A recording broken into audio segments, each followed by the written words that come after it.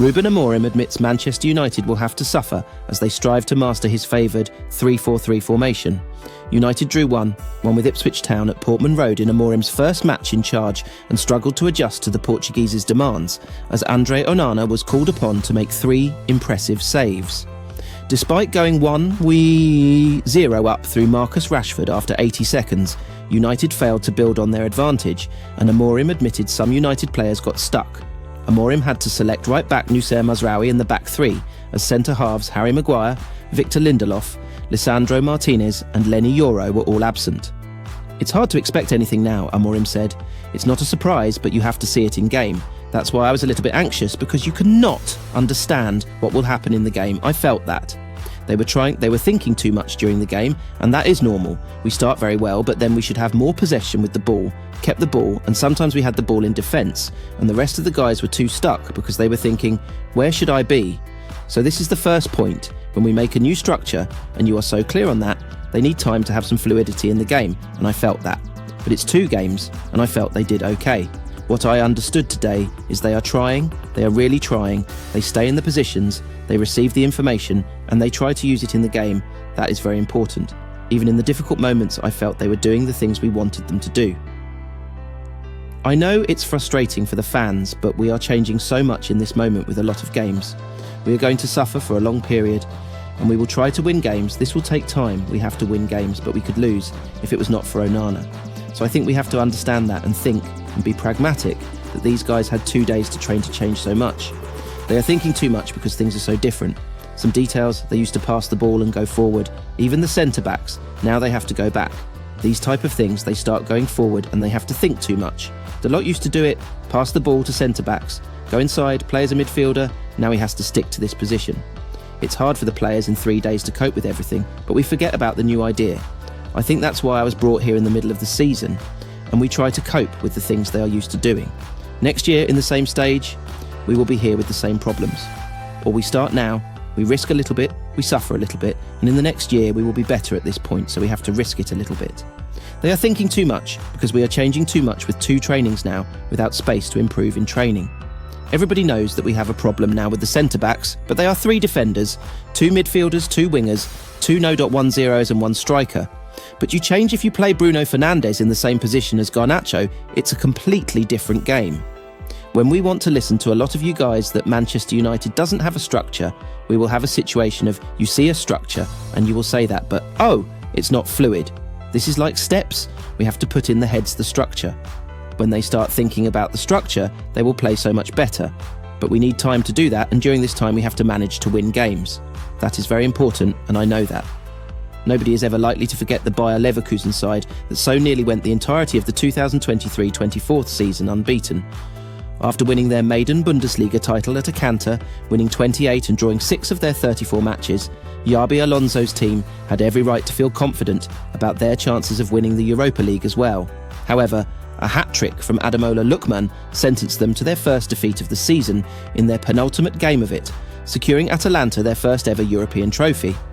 Despite that crushing blow in Dublin, Leverkusen responded 3 days later by beating FC Kaiserslautern 1-0 in the DFB Pokal final, meaning they ended the season with 43 victories and 2 trophies to their name. Alonso had suddenly become the most coveted coach in Europe. Leverkusen's success across all fronts last season was a team effort. Countless players produced the season of their careers, reflected by the fact 5 of them got into double figures for goals. One member of that quintet was former Manchester City Academy product Jeremy Frimpong, who scored 14 goals across all competitions. Only Florian Wirtz 18 and Victor Boniface 21 scored more than him. Arriving at Leverkusen from Celtic in January 2021, having played almost all of his senior football as a right-back, the prospect of getting into double figures in a single season must never have crossed the Netherlands international's mind. However, he was moulded into an attack-minded wing-back by Alonso. The 23-year-old has been transformed into one of the best wing-backs in the world under his coaching methods, just years after he was left wondering what the future would hold for him after being informed by City that he had no future at the Etihad Stadium.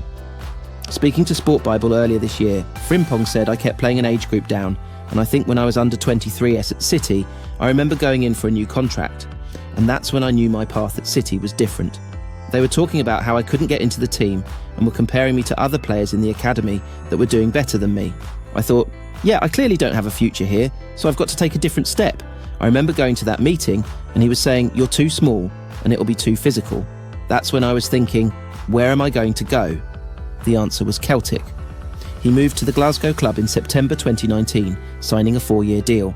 However, he made his mark so quickly in Scotland that he moved to Germany less than 2 years later, joining 𝐉𝐔𝐒𝐓, who were under the stewardship of Peter Bosz at the time. It was under Alonso, appointed 𝐉𝐿𝐶𝐒 chief, in October 2022 that Frimpong started to blossom.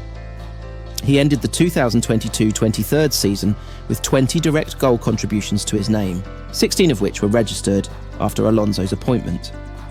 The 2023-24 campaign, Alonso's first full season in charge, saw Frimpong reach loftier heights. In addition to his 14 goals, he also registered 12 assists, playing starring role in 𝐉𝐿𝐶𝐒's league and cup double. However, long before that period in Frimpong's career, Manchester United had already touched base with his representatives, speaking to them ahead of the 2023 summer transfer window. United, as Frimpong's outstanding 2023-24 campaign unfolded, kept tabs on him and mulled over the prospect of moving for him in the 2024 summer window. Performing so well in Germany at the time, United supporters purred at the prospect of him being signed by Erik ten Hag. He was in the form of his life, cementing himself as the best wing-back in the world at that juncture. He reportedly had a £33.5 million release clause in his contract that would be active until mid-July. That made swooping for him ahead of this season all the more tempting. Of course, no move ever came to fruition, meaning Frimpong is still residing in Germany, continuing to play a key role for 𝐉𝐿𝐶𝐒. In truth, signing the soon-to-be 24-year-old would have made little sense in the summer. United had made the decision to stick with ten Hag, who played with a back four, and Frimpong is a wing-back. He would have been wasted as a natural right-back. However, had new United head coach Ruben Amorim been appointed in the summer, moving for Frimpong would have made every sense. The recently appointed 39-year-old, who will take charge of the Reds for the first time this weekend, is expected to implement his trademark 3-4-3 formation at Old Trafford. The system relies on wing-backs to provide width and support the attackers. Frimpong would be tailor-made for the role, such is the way Alonso has evolved his individual game in Germany. Not the strongest or most convincing defensively, he is much better when attacking, hence his tally of 26 direct goal contributions last season. When he goes forward, the right-sided centre-back slides across to cover any big gaps he leaves exposed.